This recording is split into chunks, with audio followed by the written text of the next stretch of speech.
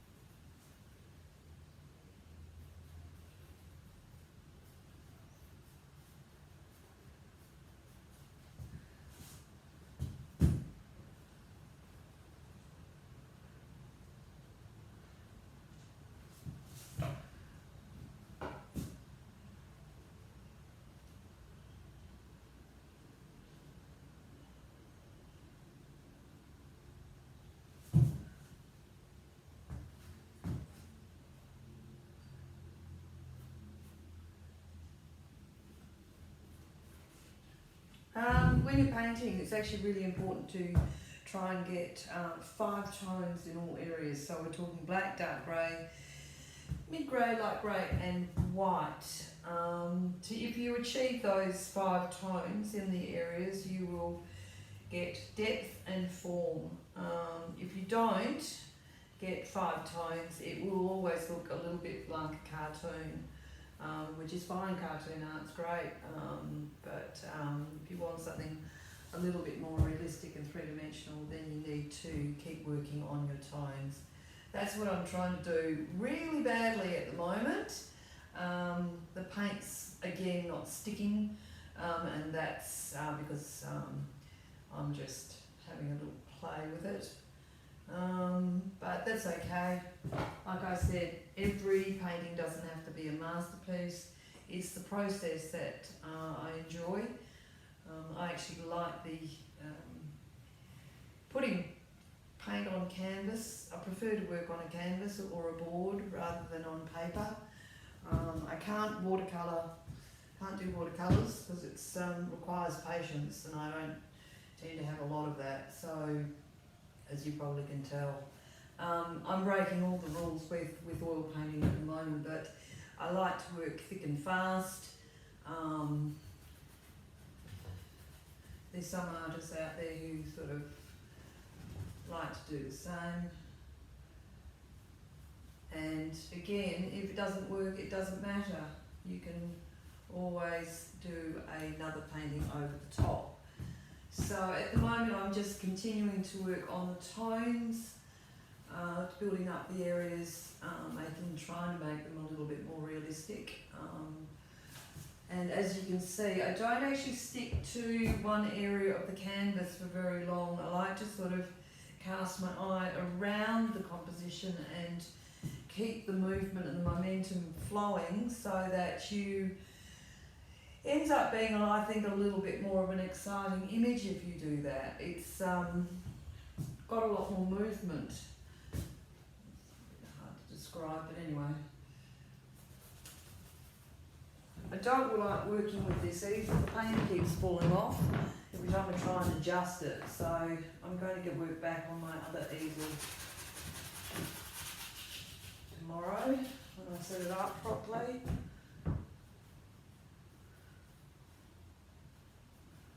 And also, another point too, try and attach your figure to the background by blurring the lines. If the lines are too sharp, then you'll find that your image stands out like a 2D image rather than a three-dimensional image, and it's important to attach it to the background. So you blur the edges. There should be some areas of almost disappearing into the background. So, and when you see these areas and you can attach, then it's a really good idea to either run your finger or a brush over those areas.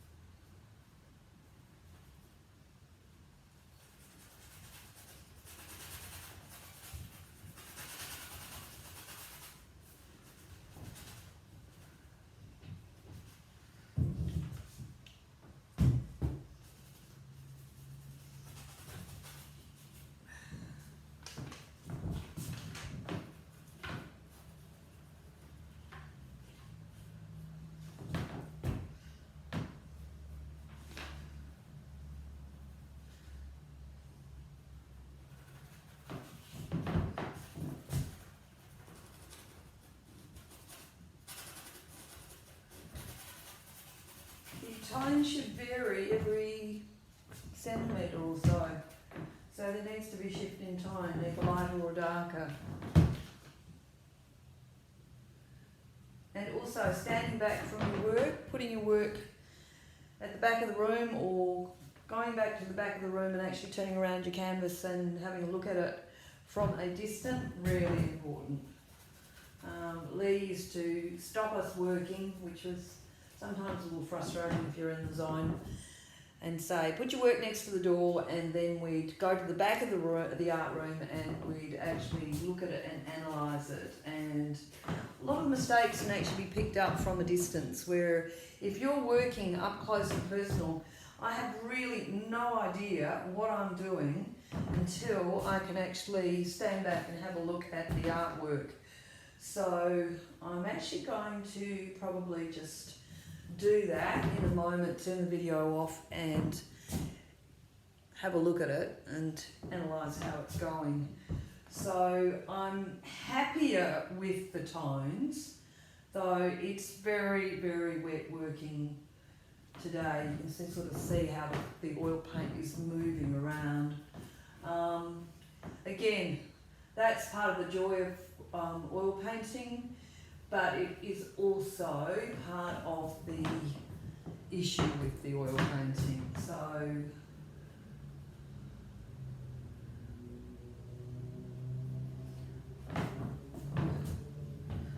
a lot of really good strong images you can find on Pinterest as well. That's where I'm sourcing a lot of my, I think that's how you say it, Pinterest. A lot of my images. I don't know whether they're copyrighted, but since I'm probably not going to be selling any of this work, then I don't particularly care. It's on the public domain, it's on the public domain.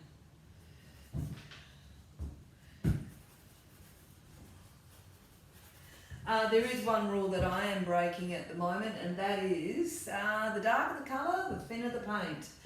While I'm building it up, to make sure it's sticking, the consistency is about the same.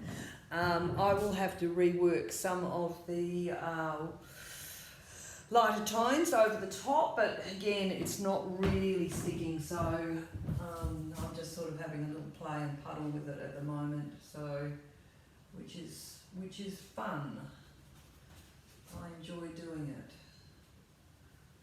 If it's working, I love it. If it's not working, it's very frustrating.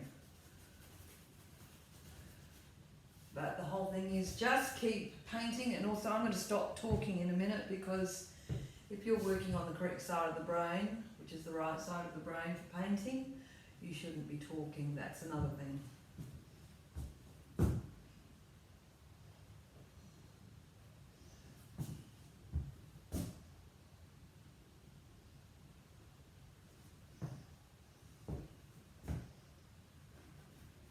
I'm going to turn the canvas around again. This is a bit of an effort because I'm getting oil paint all over me when I'm doing it.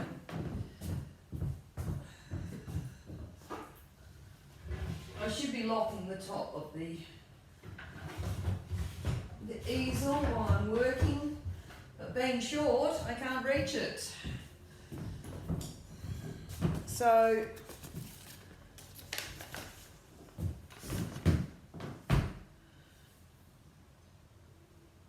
I really haven't made the nose low enough.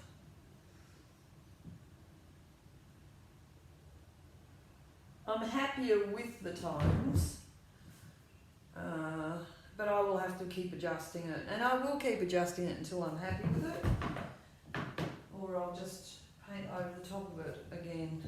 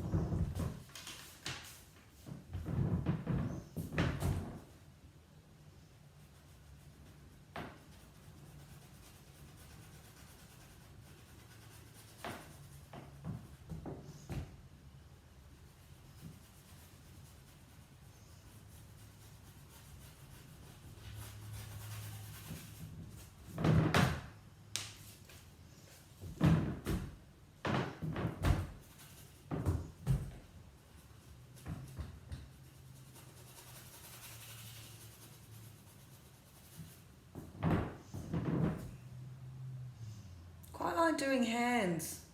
I always find that if you've got a portrait with hands in it, they tend to be a little bit more expressive than if it's just a straight portrait.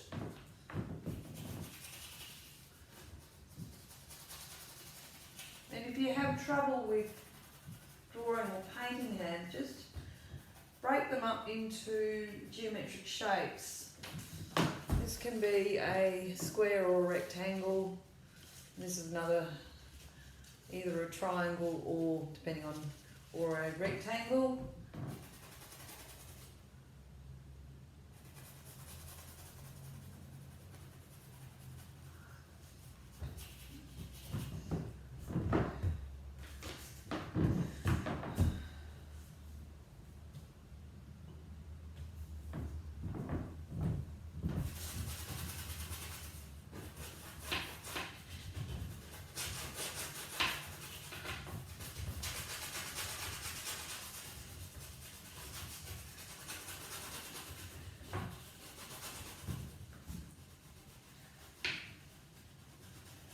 This is a section of the canvas where the arm actually blurs into the body and the background, so which is quite nice.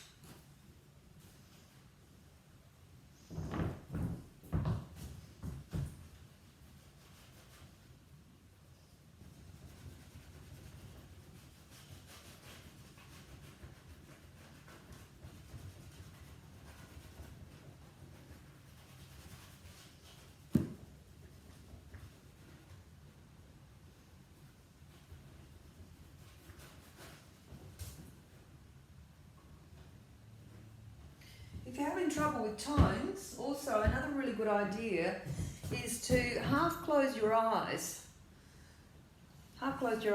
and squint at the artwork, squint at your painting, and just see if the tones are similar. Another way is to actually, if you're not too precious about your image, you actually mix the colour and put the tone on and check the tone by dabbing it onto the artwork. Usually I get my students to put this into an A4 plastic sleeve and then they can actually test the tones. So that's another really good way of sort of checking to see if your tones are right. If the tones are right, you'll notice that the form starts becoming three-dimensional. So if it's working, if it's not working, the tone is wrong. Sometimes that's why I like my students to actually work with a monochromatic or neutral colour palette. Monochromatic means one colour, mono means one, chroma means colour. Neutral tones are black, white and greys. So when they've established and understand tone, then they can paint. Proportions and size and scale is also important, but once you've actually blocked in your image and worked to tweak the errors and things like that, then you can actually start doing some really creative stuff. But it's really the tones. A painting that's not great won't have areas of rest, and that's another thing I need to talk about in another video. Areas of rest and the tones are incorrect. A lot of artwork out there which is on the net and considered to be great art isn't great art because there's no areas of rest, where you have to actually use neutral colours, complementary colours mixed together to make muted soft tones. So the focal point of the painting needs to be in dominant tones, dominant colours, usually, and there needs to be a lot of areas of rest in a painting. So, but that's for another video. I'm happier with the image. I'm going to keep working it. Again, it's getting really, really wet, so I'll plough on because I only want this video to be about 30 minutes, and then I'm going to go and have a break.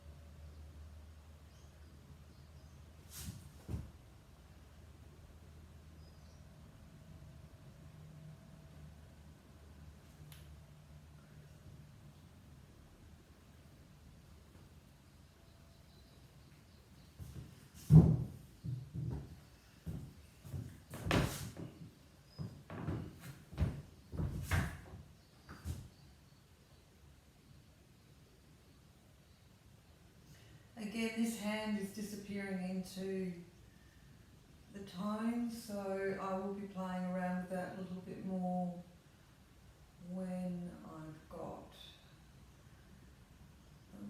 leave this painting alone to dry a little bit.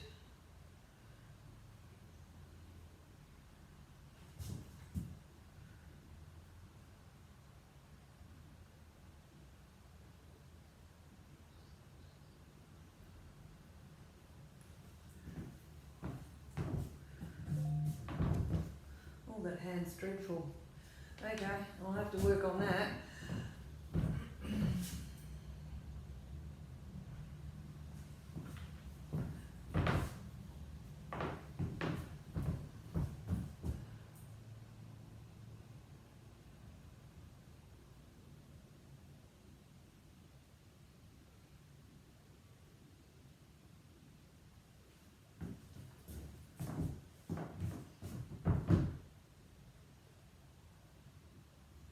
Good Lord.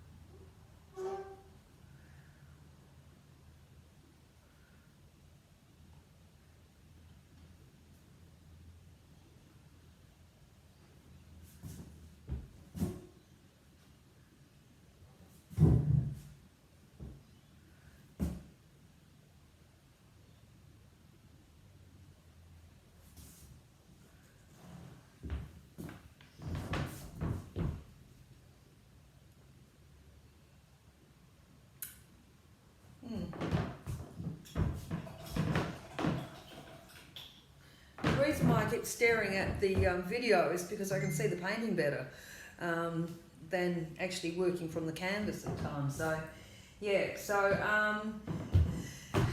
these fingers are looking a little bit skinny. These are looking a little bit like gardening gloves. But, you know, I'll just have to keep refining and working on it, which I'm going to do. But I'd like to turn the video off now, just have a little bit more of a play with it and then come back to you. Okay.